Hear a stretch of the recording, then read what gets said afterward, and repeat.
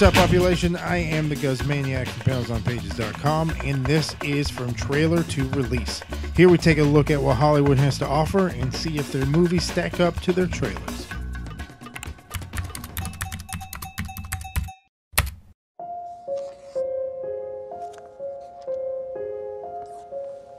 There you go. She's all ready, Captain. Thanks, Billy.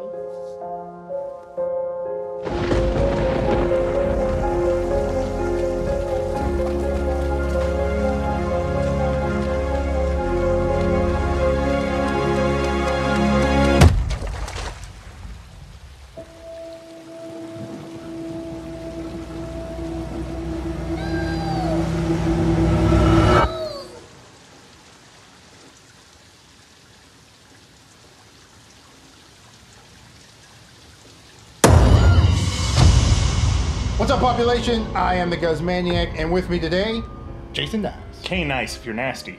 So tell the people at home what you're doing here today. Well, when you told me you were doing a trailer to release on the new It feature-length adaptation, being someone that's been scared of the original Stephen King's It TV movie for over 27 years, I guess I had to be a part of it. I don't know why I agreed to this. Do we really have to do this? We're doing it. And knowing that you're scared, it's gonna make it even that much better. All right, so what are we watching? What we checked out was the original teaser trailer and the trailer that dropped after Comic-Con. So let's do this thing. Something that I'm a little skeptical about, the reliance on jump scares in both of the trailers.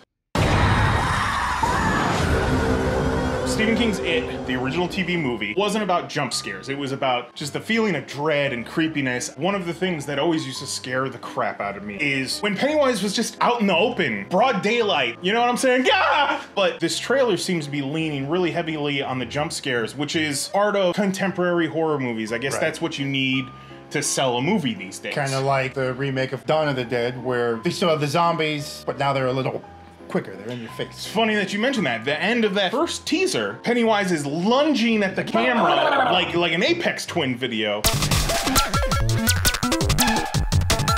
In the original, you didn't get a whole lot of Pennywise chasing the kids or lunging at the kids. Right, Curry wasn't jumping at anything. Yeah, it was kind of like he appeared and then you cut the scene and you knew some shit went down.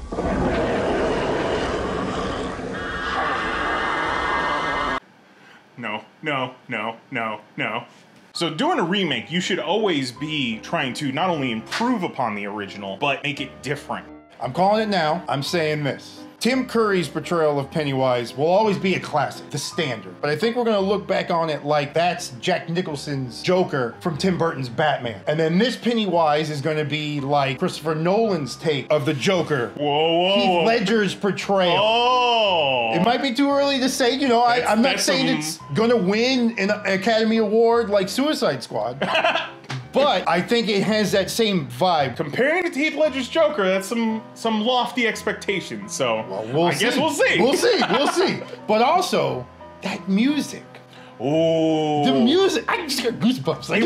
Like it wasn't even music. It was just noise. It reminded me of the Texas Chainsaw Massacre, like the camera noise. Yes, it's just no. And then you got that noise going, and then the build. You'll float too. You'll float too. You'll float too. You'll float too.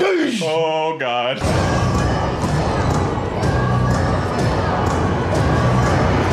All right. So we checked out the teaser and the trailer, and you already got goosebumps. What's your thoughts from what you've seen going into this movie? Goosebumps. I've already had nightmares about this new Pennywise. You know, it's trading off every other night between Tim Curry Pennywise and, what's his name, Stellan Skarsgård? I remain skeptical because the original It and Pennywise are a huge part of my life, a part that I wish never happened, but it's got a lot to live up to. Go! Now, for if you stay, you'll lose your little mind in my dead lights. I will say, from watching the teaser, watching the first trailer, I kind of have the same aftertaste from watching the first trailer for the Evil Dead remake, where it looks like they're not just doing this to make money. Obviously, the studio probably said, let's make some money. Right. Let's remake it. But it looks like the director, the screenwriters, the actor portrayals, they're like, we're going to do this. We're going to do this good. You're going to do it right. They're taking it serious. They want to do the original justice while putting their own stamp on the movie and moving forward from there. Because this is just the kid's story. Right. The sequel would obviously be set up towards the end of the movie, leading into the adult era storytelling. Exactly. So, let's go check this movie out. Do we have to? Oh, we have to. Kiss me, fat boy. No, this. No. You find somebody else to go see Yeah. it. No, I'm not seeing this. Oh, come on, this is a movie. No, I'm gonna have nightmares for another 30 years because I'm out of here. You can kiss my ass.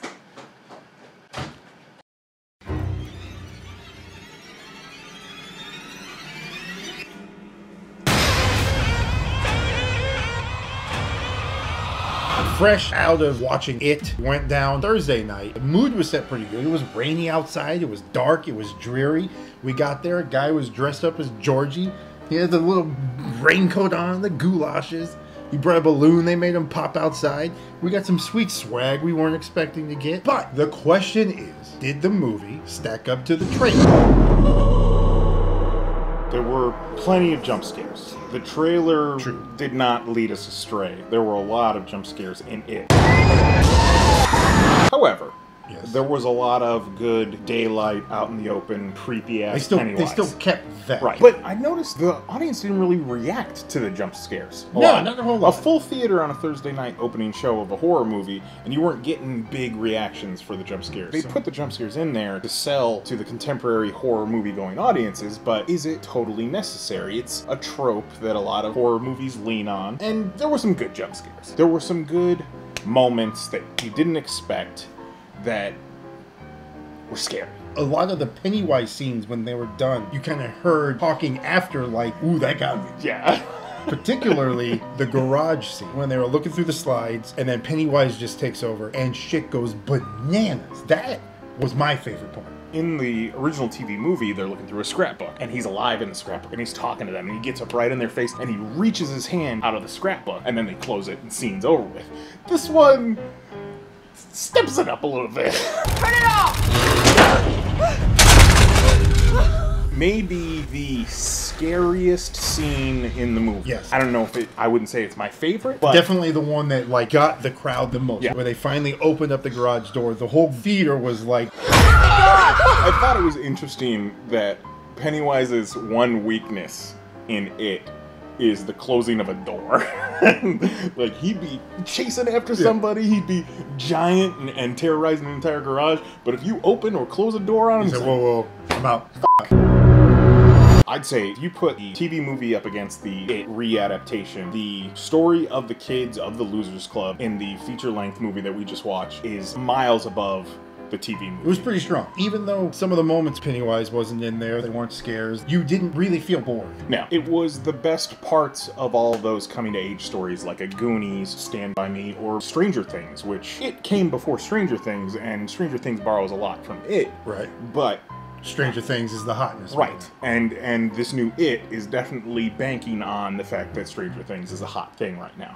Even pulling one of the actors. Yeah, Finn Wolfhard playing a completely different character in It than he does in Stranger Things, and he's awesome. Where's the poison ivy? Nowhere. Okay, well, I'm starting to get itchy, and I'm pretty sure this is not Do you good use for the my- same bathroom as your mother? Sometimes, yeah. Then you probably have crabs. That's so not funny. Finn Wolfhard on your mom last night. What's up? 3, 2, 1. Pennywise! Dog!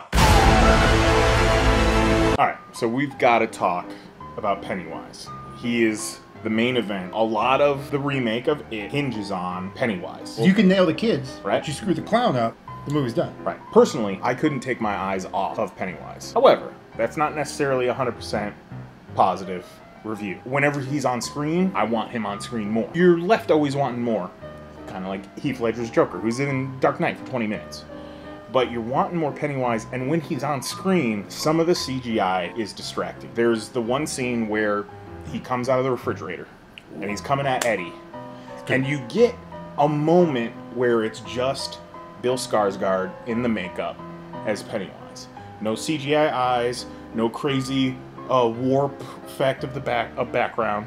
No crazy shark jaw teeth. It's just Bill Skarsgård as Pennywise, and that's my favorite Pennywise bit. And I was like, that's some Ledger Joker right there. Just like a tiny little flavor. That's not to say all the CGI was bad. It was just noticeable. Sometimes distracting. But then they gave you good Pennywise moments that could have been longer, verbally taunting and like trying to break the kids down separately, as opposed to just jumping and grabbing them and scaring them. He was thirsty, that Pennywise. He was hungry. Yeah. Like, he wasn't toying with his food. He was like, let me get some of them kids. You got some of them kids? Like, straight up said that Pennywise was living in a crack house at one point. Yeah.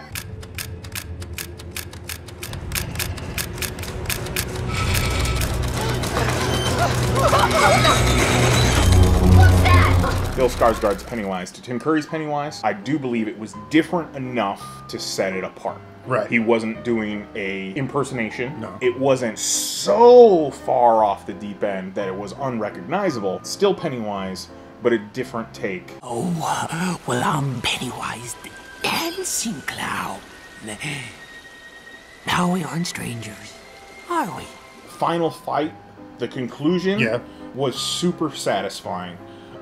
It was almost like one of those Avengers splash page sequences where all the kids got their licks in, and kind of seeing Pennywise's realization that they're not afraid of him. They had a very organic way how the kids kind of figured him out. Right. He can pick us off one by one. He's he a can't pussy. take us all together. Exactly. And as long as you don't fear him, his powers aren't as much. Yeah, because when they're in the Neibolt house and they put that one stake through his head when they're all together, and then he was like, okay, see you guys. Do they end it with 2, or do they make a third 27 years later, and then continue? Future Pennywise? Or are they going to franchise this beyond the 2 sequels it should be? I do not think they should. No. I think there's a possibility that they might. Right. Because studios get that I think money it would make more sense, especially what we've seen with the Conjuring movies. It would make more sense for them to go back and do prequels, because Pennywise has been doing this for thousands of years. They named 3 major events. Right. So you could, that's 3 prequel movies you could do. But then at the same time, now we're getting into Saw, where it's redundant, where it's just him killing kids each movie, because they're prequels. We know he's going to lose. He doesn't necessarily lose, you know? He feeds and then he goes back. Right. I didn't realize that he feeds for an entire year. Yeah. That's up. All tastes so much better when you're afraid. Did it stack up to the trailer? Was this Spider-Man 3 or was this Dread? I had a blast. I had a lot of fun. I was not bored. I was consistently entertained. Some of the CGI on Pennywise stuck out. That's a problem. There was nothing that turned me off. Right. And I'm super stoked to see a second one. We should put together a cast for the adult versions of the Losers Club. I like that. Bev Watch should out for be that. It's coming. Played by Amy Adams. I don't think anyone else could do that. I don't know if they can afford her. But maybe. This is supposed to do big box office this weekend after a pretty shitty summer box office. We made Shane House happen. We'll make Amy Adams happen. I tell you what, though. I liked it. I enjoyed it. I had a fun time. But I don't think this Pennywise is going to affect me as much for the rest of my life as Tim Curry's Pennywise does. Right. I've seen what he can do. I'm not impressed. I can take him. You'll flow too. You'll flow too. You'll flow too. You'll flow too. Overall, the movie was a success. Trailers looked like it was going to be a fun scare ride. The movie gave you a fun scare ride. This one gets the Judge Dredd pass. She's a pass. Thank you again for watching another episode of Trailer to Release, and thank you to Mr. Jason Knize for swinging by. Thank you for having me. Be sure to like, share, subscribe to Panels on Pages. Be sure to leave your comments down below. Let us know what you thought about it, and we will see you at the next trailer.